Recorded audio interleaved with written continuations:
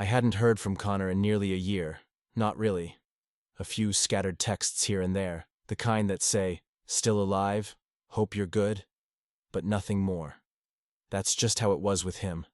He moved like the tide, strong, unpredictable, always a little out of reach. And I'd learned not to expect much. At least, not out loud. So when his name lit up my phone last Thursday afternoon, my stomach flipped before I even read the message. Sailing this weekend. You in? Just us. Like old times. Simple. Direct. Classic Connor.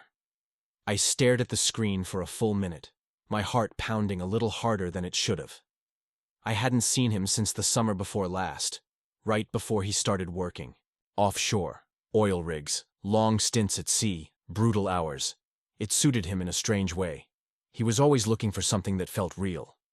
And me? I stayed here, teaching art part-time, sketching more than I sell, and living a quiet, predictable life in a small apartment with too many books and not enough company.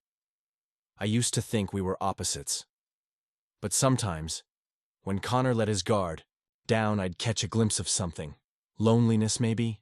Or curiosity. Something just beneath that confident surface. It never lasted long. He'd laugh, change the subject, knock back a beer and talk about girls he'd met on the road, and I kept my crush buried under years of friendship and forced smiles. I never let it show. Because Connor was straight. Because I didn't want to ruin the only real connection I had. Still, something about that message pulled at me. Just us, like old times. So I said yes. Saturday morning, I packed light, just a duffel bag, sunscreen, and a quiet storm of nerves, and headed down to the marina. The smell of salt water and sun-warmed wood hit me as soon as I stepped onto the dock. And there he was, shirtless, barefoot, grinning like we'd never skipped a beat. "Look who finally decided to come out of his cave," Connor called out, his voice familiar and too easy. And just like that, I was 20 again, falling for someone who could never fall back. Or so I thought. Connor's sailboat was small but beautiful. Sleek lines, weathered wood, and the kind of rugged charm that felt exactly like him. It was named Reckless Wind, scrawled in faded navy script across the back. I stepped onto the deck, doing my best not to look too obviously out of my element. "You're early," Connor said, tossing a cold beer from the cooler toward me. I caught it clumsily. "Had to make sure you didn't leave without me," I said, trying to keep it light. He smirked. "Please. You think I'd take anyone else on this thing?" He said it like a joke. But something about the way his eyes lingered made me swallow harder than I should have. Connor was tanned, broad-shouldered, and barefoot, moving around the boat with practiced ease. His hair was a little longer now, sun-streaked and tousled, and a patchy beard had crept in around his jaw. He looked older than I remembered, but in a way that made my chest tighten. He popped open his own beer, leaned against the mast, and said, "Let's take her out." We pushed off slowly, the marina fading behind us as the sail caught the wind. Connor took the wheel, eyes squinting into the sun, while I sat beside him, pretending to care about the mechanics of it all. In truth, I was just watching him. The way the wind tugged at his shirtless frame, the ease in his laugh, the way he looked like he belonged out here, surrounded by nothing but blue sky and water. For a while, we didn't say much. It wasn't uncomfortable. It never was with Connor. We'd always had that rare kind of silence between us that felt like understanding, not emptiness. "So," he finally said, glancing over, "you still painting those depressing eyes and blurry bodies?" Laughed. "Only the eyes are depressing. The bodies are just misunderstood." He grinned. "Man, I miss this." "Me too," I said, more honestly than I intended. We cracked open another round of beers and swapped stories from the past year. His full of chaotic offshore schedules and near disasters. Mine filled with quiet exhibitions and half-finished canvases. Somewhere between a shared laugh and an old memory about a road trip we took in college, I let myself relax. Then it happened. We were adjusting the sail. Well, he was adjusting the sail and I was trying not to get in the way, when he reached past me, one hand brushing my shoulder. Just a touch. Barely anything. But it sent a jolt through me. Sharp and sudden, like electricity waking up every nerve in my arm. I froze. My breath caught, but Connor didn't even notice. He was too busy wrestling with the rope, cursing the wind, like it was a stubborn child. The moment passed, and I forced myself to pretend it hadn't meant anything. But it had, at least to me. We drifted further out, the shoreline growing smaller behind us, swallowed by waves and sunlight. The sky turned golden, the ocean glistening like melted glass. And there we were. Two old friends alone on the water, laughter fading into soft quiet. It should have felt peaceful, maybe it did. But under the calm surface, something had shifted, and I wasn't sure if I was ready for what might come next. By late afternoon, we were anchored in a quiet cove, far from the nearest marina. The water was a deep, endless blue, so clear you could see the way the sunlight shimmered beneath the surface. Connor stripped down to his swim trunks and dove in without hesitation, surfacing with a sharp gasp and a laugh that echoed across the stillness. "Come on, it's perfect," he shouted, flicking water in my direction. I hesitated at the edge, watching him float effortlessly, arms spread, head tilted back toward the sun like he owned the ocean. I peeled off my shirt and jumped in. The water was cold, but not painfully, so just enough to shock the breath out of me. We swam lazily around the boat, talking about nothing. At one point, Connor splashed me hard in the face and swam away laughing. I chased after him, and it turned into a half-hearted game of water tag. He ducked under, resurfaced behind me, and grabbed me around the waist. For a split second, I felt his chest against my back, his hands gripping me, too tight for it to be innocent, but too fast for it to mean anything. I twisted away, laughing to cover the nerves in my voice. Back on the deck, drying off with a towel, my body was buzzing, though not from the swim. We cracked open 2 more beers and let the sun dry us off. Connor stretched out on a bench cushion, eyes half closed, a light breeze brushing through his hair. There was something about the way he looked just then, unguarded, vulnerable, that made me ache. He broke the silence with, "Sasha and I broke up." I turned to him, caught off guard. "When?" "Couple months ago. She said I didn't let her in." He said it with air quotes, but there was something hollow behind the smile. "She's probably not wrong." I didn't know what to say, so I stayed quiet. Then he looked over at me. "You ever been in love?" I hesitated. The truth was sitting right there, begging to be said. But I couldn't risk it, not like this. "Once," I said, forcing a small smile. "A long time ago." He nodded slowly, eyes still on mine. There was a pause, a beat too long, before he looked away and took a sip of his beer. We didn't talk for a while after that. As the sun dipped below the horizon, painting the sky in orange and pink, we pulled on dry clothes and settled in on the deck, legs stretched out, the ocean lapping gently against the hull. The mood had shifted. Less playful, more uncertain. We talked about old memories, dumb things we did in college, mistakes, regrets. He asked me if I still talked to Jordan, a guy we both knew had once had a not-so-subtle crush on me. I laughed. "It off?" said no. That was years ago. Connor tilted his beer bottle between his fingers, staring out at the horizon. "You ever wonder?" he started, then stopped. I turned to him. "Wonder what?" He glanced at me, and something in his face looked different, like he wasn't sure if he wanted to say what he was about to. "You ever thought about what it'd be like with a guy?" he asked, voice low, like it might disappear with the breeze. My heart stopped. Just stopped. I froze. My beer slipped slightly in my grip. I had no idea how to answer that without giving myself away. He noticed my silence. His eyes met mine, searching. I opened my mouth to say something, anything, but nothing came out. Connor looked away first, casually brushing it off, like he hadn't just cracked open a door I'd spent years pretending didn't exist. "Forget it," he muttered. "Just curious. Dumb question." But it wasn't. And we both knew it. Beneath the surface of his words, beneath the rising tide of everything we weren't saying, something had shifted again. This time, It felt irreversible. I tried to laugh. Really, I did. But it came out wrong. Forced. Sharp. Too high in my throat.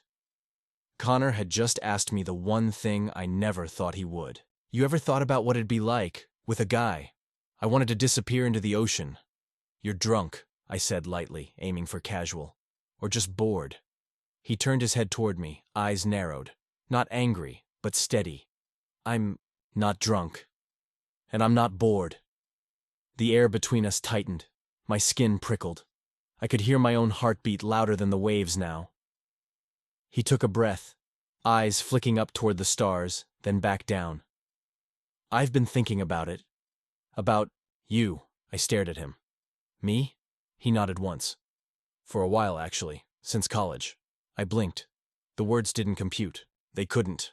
Not from him.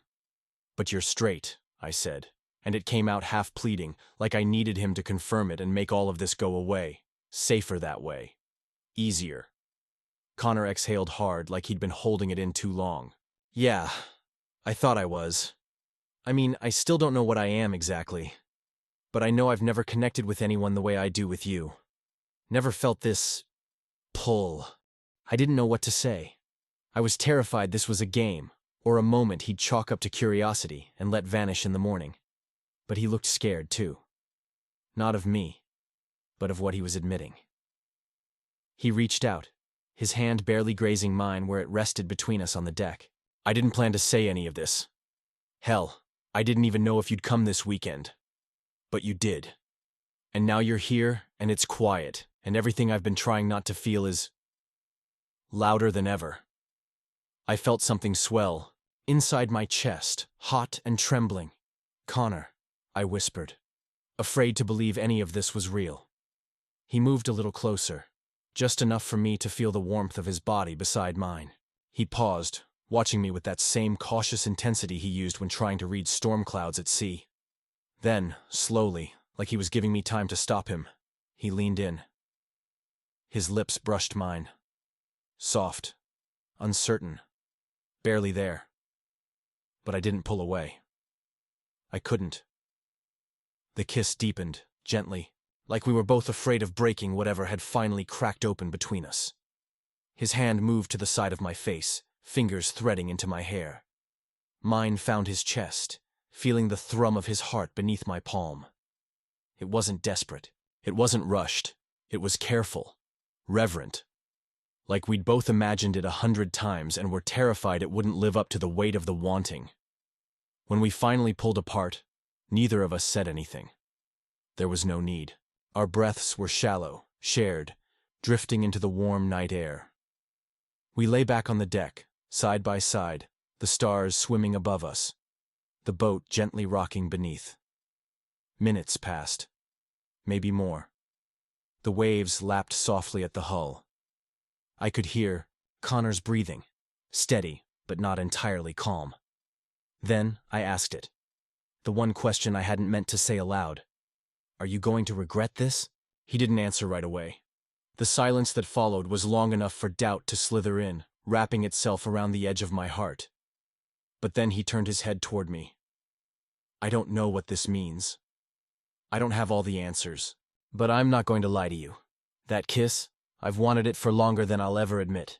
I stared up at the stars, letting those words wash over me, gentle and terrifying all at once. He shifted closer, our arms touching now. I don't know who I am when I'm not pretending to be what everyone thinks I should be. But with you, I feel real. My throat tightened. All I could do was nod, the lump in my chest too thick to speak through. I had spent years watching Connor from the edge of my own silence. I'd drawn lines I never crossed.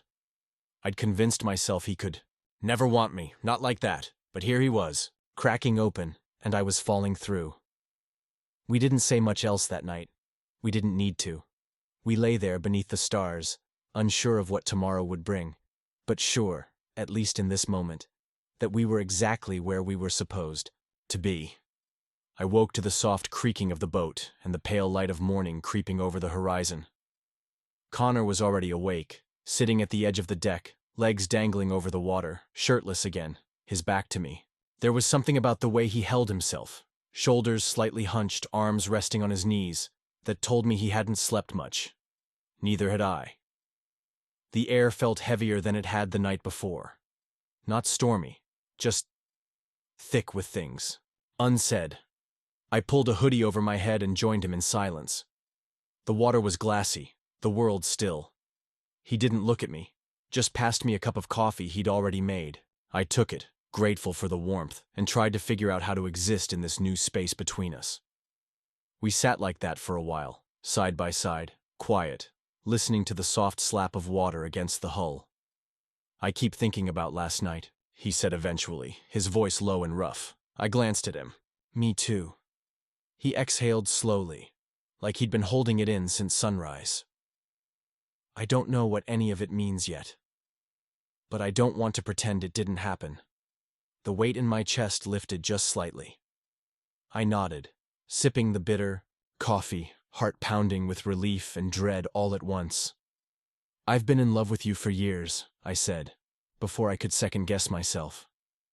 His head turned toward me slowly. "Miles?" I smiled faintly, eyes down on the rippling water. "I didn't say it so you'd say it back. I just needed you to know." He was quiet again for a moment, and then he said, "That's not something you just drop and expect me to shrug off." I looked up, startled. He met my gaze. "I don't know how I'm supposed to process all of this. I mean, yeah, I've thought about you. Way more than I should have. But this is different now. It's real." I nodded. "I know." We started prepping the boat to sail back. The wind had picked up, and the clouds above looked restless. Connor moved around the deck with a little less ease than the day before, like his thoughts were weighing down his body. But he wasn't cold. He wasn't shutting down. That mattered more than I could put into words. As we got moving, he stood beside me at the helm, one hand on the wheel. "I'm scared," he said, almost like a confession. I looked at him. "Me too. But I'm not running away," he added. "Not this time."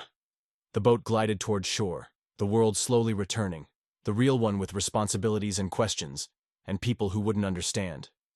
But he wasn't running, and neither was I. For now, that was enough. A week passed. I kept replaying everything. The kiss, the quiet morning, the way Connor had looked at me as we pulled into the marina, like something between us had shifted permanently. And then, when I started wondering if the silence meant it had all been a momentary crack in the surface, my phone buzzed. A message lit up the screen. "Still thinking about you." Dinner? Just 6 words. But my breath caught like it was the first time I'd ever seen his name.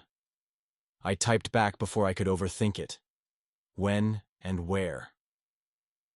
That Friday night, I found myself outside a small seafood place near the harbor. Familiar, but quieter than our usual spots. The wind smelled like salt, and my stomach twisted with nerves that didn't feel like fear. They felt like possibility. Connor was already there, leaning against a post, hands in the pockets of a soft gray jacket.